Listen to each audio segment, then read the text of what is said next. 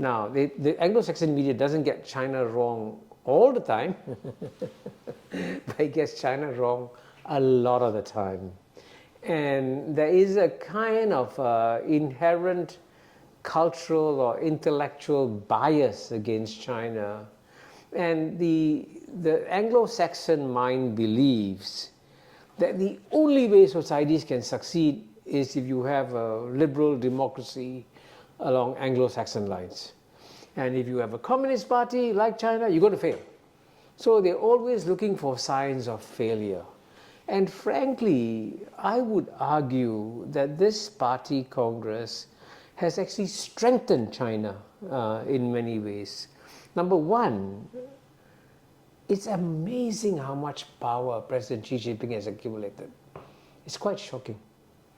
And that enormous amount of power, frankly, makes him the most powerful leader on planet Earth. I mean, Joe Biden in some ways runs a bigger economy, but he doesn't control all the levers. President Xi Jinping controls most of the levers. And at the same time, there's also a greater sense of national unity in China. This belief that the next 10 years for China are going to be very difficult, very painful. The United States will turn the screws, like depriving them of chips and other technology and so on and so forth. So as the screws tighten, it's important that Xi Jinping and his team must be strong and cohesive. And it's clear that he's picked a strong, cohesive team of people whom he knows very well, right?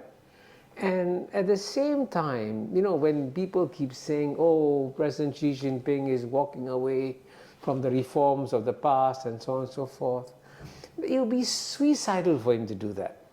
Because at the end of the day, the outcome of the competition between the United States and China will be determined by which country has the bigger economy.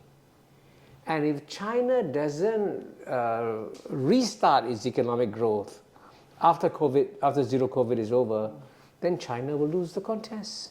So it is in China's vital national interest to bring back strong economic growth and therefore to keep the economy open and to keep continuing with the reforms. So I am one of those rare voices who's still bullish on the Chinese economy, and I do believe you've got to wait for the zero COVID policy to be gradually taken away, and then I think you will see the economic growth come back to China. So the Anglo-Saxon media is downright pessimistic about the Chinese economy.